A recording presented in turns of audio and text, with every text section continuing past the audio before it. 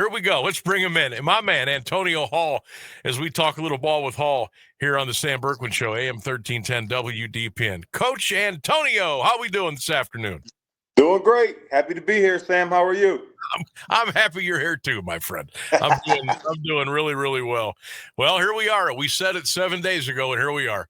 Week 5 of the high school football season. And I look at a lot of these games, well, not a lot of them, but I would say a pretty good chunk of them. I almost look at this weekend, Antonio, as like separation weekend. We're going to learn a lot about some of the teams that are at the top and some that are trying to get there. How do you look at that?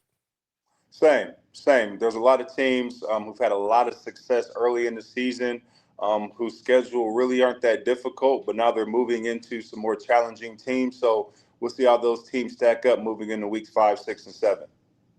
So let's talk about some of the stuff we got going on here. I want to start with what I think is the marquee game this weekend, and that's Hoover and Louisville. Both not only are 4-0, Antonio, but both are playing really well at home. They're playing well on the road. Their schedules have been okay. That's why I think we're going to learn a lot about both these teams. But, man, shake down the Vikings and the Leopards for us. What do you see there? Well, both have great defenses. I mean, Louisville has given up 23 points total in 4 games. 23 points. Hoover, another great defense, giving up 38 points through 4 games. 21 of those were last week in that nail-biter with Green. But Hoover's offense, that's going to be the telltale. Hoover's offense is averaging 40.75 points per game this season. So this is the biggest test for Louisville's defense, biggest test for Louisville's team. Do you think anybody has an edge in this, or is this just a coin flip? I think Hoover's going to have the slight edge just because of how powered that offense is. I think Hoover's a little bigger up front, and obviously Hoover being a Federal League team, so they've played some teams last year in the past that are battle tested and proven. But Louisville's finding their way. Really love what Kappas is doing with this program. I mean, they're 4-0 for a reason. But, I think Hoover has a slight advantage in this game. I think this is going to be fantastic, and I don't think it'll be a high-scoring game. I could be wrong, but I think both these defenses, this could be one of them slobber knocker games, man, from back in the day. It could be a lot of fun. Antonio Hall is our guest. He joins us every Thursday, every Wednesday here on 1310 WDPN. All right. How about the Fighting Spiders? East Canton is 4-0. Now, the teams they have played have a record of 0-16, so we don't really know. We don't know what we don't know yet. They're going to play a really good Ridgewood team. They're 4-0. Yep. But, wow, East Canton to be 4-0, pretty cool. Very cool. The last time they started this good, 4-0, was 2004. So it's been over 20 years. Coach Spider got a new hip this year, and now he's coaching like he's 30 years old again. He's reinvigorated, folks. He's back. Got a new hip. I love it. East Canton has had 3 shutouts through 4 games, 3 goose eggs through 4 games. Again, the genius of Coach Spider, defensive guru, but their offense is averaging 42.7 points a game. But like you said, really haven't been tested till this point. Ridgewood will be a true indication of how good those Hornets are. You think we'll look as good and move around as good after we get a new hip one day, Antonio? Never. This summer I was talking to Coach Spider, and he was saying, I got to go in tomorrow for a hip replacement. And I said, that's all right. By next Friday, you'll be in the squat rack.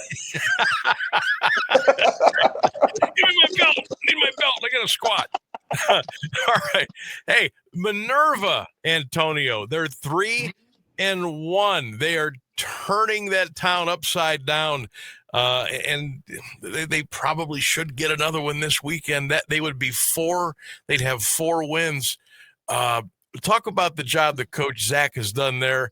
Not a crazy amount of numbers to work with, but he got some hungry young men over there, and they're playing hard. He's writing his own legacy right now. The Lions continue to roar. Love what Coach Lace is doing, bringing the wing T offense over to Minerva. I think that's the perfect system for that program. Like you said, 3 wins. Last time that's happened for a Minerva program was 2020. The last time they had 4 wins was 2014. So if they get the win this week, going against a winless St. Thomas Aquinas team, that momentum will continue to roll in Minerva. Now for St. Tom, our guy Coach Henderson, man, it's been tough. They're 0-4. Love him.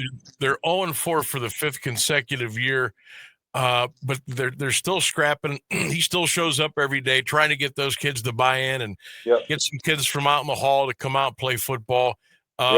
In his position, what do you try to do? Because that's tough. You know what? That's really tough. Football is that sport where, it's the highs and lows, but when you can't get to that ground, it's really tough. What do you do as a coach to keep the spirits going? I think the biggest thing that you have to do at that school, and having coached at St. Thomas, it's all about numbers, and trying to continue to grow and recruit numbers and build your program. Because one week you may have 13 guys at practice, next week you may have 23, and the next week you may have 17. And so the biggest thing is just getting consistent numbers in the program so guys can develop, guys can feel comfortable out there. But like you said, Coach Hen, he's a warrior. He's probably one of the most mentally toughest guys I know, knowing his battle that he's went through his whole life. His battle that he beat with cancer a few years ago. He's a warrior. He's a warrior. He's who you want, leading young men day in and day out. He has a never quit, never say die attitude, and eventually that's going to permeate to his guys. Undefeated Lake Blue Streaks. Boy, they got Perry last weekend, and they're doing it with a backup quarterback, although Alex Quire is a very good backup quarterback for Lake. But they're 4-0, first time since 2022. They're almost 41 points a game. They got momentum. Talk about Coach Dan DeGeorge and what they're doing. Is the Blue Streaks, they still could be perfect here after Friday night's over. They could. Had a big week defensively last week, causing 5 turnovers versus Perry, 3 series in a row. So that was the difference maker in that game last week versus Perry. Really love what Coach DeGeorge has done with this program. Big fan of his. Even when Tyler went down, they still have a lot of success. And Tyler was the scoring machine up until he went down. So the fact that they can still have a lot of production, still win ball games. But that defense is what's going to keep them in a lot of games. Glen Oak struggling. They're 1-3. They got some talent. I think McClendon's a really, really nice back. I know Scott works hard. What is it going to take for them to turn it around? Maybe not even this year, but to get things, back to where they want them to get. Well, I'm going to tell you this. I was impressed with Glen Oak's defense last week, watching them against the Pups. They caused 4 turnovers, 3 interceptions, and 1 turnover on downs late in the third quarter as McKinley was driving and about to score, but a big 4th down stand. And they were on the field all night, and those kids never quit. So I was very impressed with that defense. If the defense continues to get better and progress, like I know they will, their defensive coordinator, great friend of mine, was the defensive coordinator at Walsh for years. His dad's in the McKinley Hall of Fame. So, this guy has a pedigree of coaching great defense. I think the offense is going to make a couple tweaks this week offensively to get that offensive going. So it might be a closer game than what a lot of people are anticipating. But that'll be one of the games. Oh, go ahead. I'm sorry, Coach. Go ahead. No, I was just saying that, those with those factors, I think it's going to be a lot closer matchup than what people are given for Glen Oak's game this Friday. Glen Oak Lake, one of our games on the, not on the Q92 Sports Network this week, but we will have constant score updates throughout our ball games. Okay, McKinley, Perry, the Dogs are 3-1, the Panthers are 3-1. And over time, Perry has given McKinley fits on the football field over time. Not every year, but over time. Who's got the upper hand here, Antonio? This is tough because there's so much parity with both these programs.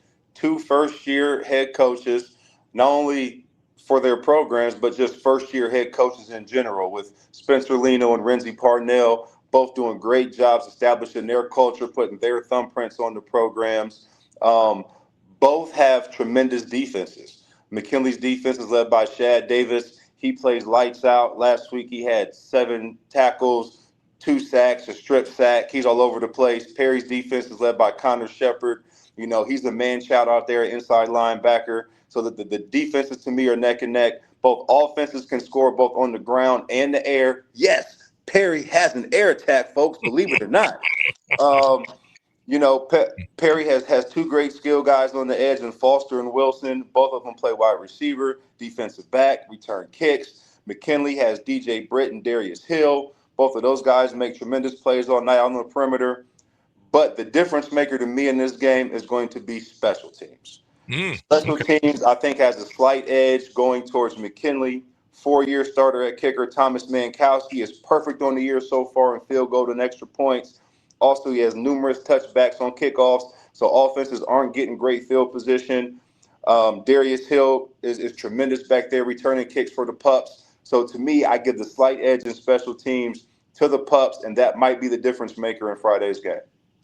Coach Antonio Hall is our guest, talking ball with Hall every Wednesday, 5:35, right here at AM 1310 WDPN. And where are you at this weekend with Keller? Which game do you guys have? We got Perry and the Pups, baby. Panthers and Pups. Let's go. All right. Over in the PTO. All right. Get ready. PTO. There you go. That big train coming by in the third quarter. All right. Massillon, Lakewood, St. Ed's. I think the Tigers have a little 3-game win streak against the Eagles. But Ed's is really loaded this year. Their competition, I think, is even tougher than it was the last couple of years. They're 4-0. Massillon, I still think, I'm not saying they're looking for their identity, because obviously with Coach Moore, they have an identity. Right. But I think they're looking for a little sizzle, a little something to go for them. How do you look at Eagles and the Tigers at Paul Brown on Friday? I look at Massillon starting to come into their own towards the middle part of the season. Remember, they have 2 new coordinators, and that makes a big, big difference when you're talking about taking it from the practice field to the playing field. Massillon's look good at spurts, but remember, their schedule is no joke. They've played some dogs, and they have some dogs coming up, one this week. So I think this week will be a true indication of where Massillon stands as a program for the 2025 campaign. But like you said, St. Ed's are lights out. They got size, they got speed, they got size on the perimeter. I mean, big receivers. Quarterback looks great. Defense is stout. Coach Bernardo always has his guys ready to go. This is going to be a fun one in Tiger Town. It sure is. And usually, Antonio, this would be like the marquee game. But I think that Louisville Hoover game is probably one of the best around here this weekend. And of course, You got Perry and McKinley battle with 3-1s. I think there's going to be some fantastic football coming up here this weekend. All right, I want to jump ahead, and I want to go right to Harold Fannin Jr. of the Cleveland Browns. Now, I know Cleveland's struggling. They're 0-2. But my guy is getting some touches, and he is doing things at the pro level in his rookie season. What are you seeing out of Harold Jr. so far? Well, he has to be special, because I'm a diehard Steelers guy through and through, every inch of my DNA, but I'm wearing the Browns for one reason only, number 44. Harold Fannin, to me, is a football player. And you can take all the measurables, the 40 time, the vertical jump, all that jazz. People say he's not twitchy enough. He's kind of clunky in his routes. They want to say all this stuff about him. But some guys, when they hit the field, they're just football players. He's very cerebral in his football IQ. He just understands where windows are, where spacing is in the defense. He's always in great communication with his quarterback. He's a guy that makes plays. And given the opportunity, he's going to go make those plays, and he's shown that so far this season. 12 receptions. He's first among all rookies for receptions right now, and he's tied third amongst rookies for passing yards at 111. So he's already making his footprint. He's already establishing himself in that Browns locker room, that offense, and he's doing it also with his blocking. I mean, this guy is killing guys. He's leading up on linebackers, sealing the edge on outside plays. I mean, he's sticking his nose in there and getting dirty. He's going to do whatever it takes to help the Browns win, and I think it's coming sooner than later. I'm going to tell you, I think you're right, and I'm like you, and I'm not a coach. Hell, I haven't played football since junior high, but I'm going to tell you what right now. Give me a football player. I don't care about the underwear Olympics. I don't care about 40 times. I don't care about any of that crap. Give me a football player, and I will beat you. And Harold Fannin Jr. is a football player. And I don't want to get too far ahead here, but I want to tell you what. This is his rookie year. Harold's going to get faster. He's going to get stronger. He's going to get engulfed in the NFL in the way of life, in the training table, in the weight room, in the studying. Antonio, he could be setting himself up for a monster deal when his rookie contract is out. And I would be so happy and so proud of him if that happens, and I hope that it does. Me too. The biggest thing is you just hope and pray he stays healthy, because as long as he does that, really sky's the limit for Harold Fannin. He could be, one of the all-time great tight ends that we talk about. And like you said, I don't want to get too far ahead of myself, but just to see how seamless he went from high school to college and how seamless he's going from college to pro, he just has football DNA. No, he does. He is absolutely fantastic. I want to keep it with the Browns here for a minute, and we'll let you fly. How long would you go with Joe Flacco at quarterback right now? I'd give it another week to assess. I mean, just to see, and then based on his first 3 games of production and seeing the scoring opportunities that we generated, I might look down the bench, to the next guy. But Flacco's a proven winner. I mean, he is, and he's a proven leader. Father Time is undefeated. Everyone who's played understands that. But I still think Joe has some left in the tank. I do too. I just, everybody's clamoring for Gabriel. A lot of folks are clamoring for Shador. And an old steady Joe, man, steady as it goes. He's 40 plus, but he knows what's going on. I think he knows the situation. He knows the plan. And I think you're right with him at least for a couple more weeks, and we'll see what happens from there. Antonio, always a pleasure. Have a great broadcast, Perry McKinley, Q92radiosports.com on Friday night. It should be a great weekend of pigskin action. We'll hook it up again a week from today, okay? Looking forward to it, brother. You got it, my man. There he goes. Antonio Hall, Q92 Sports. We break it down. Talking ball with Hall every Wednesday here on 1310 WDPN.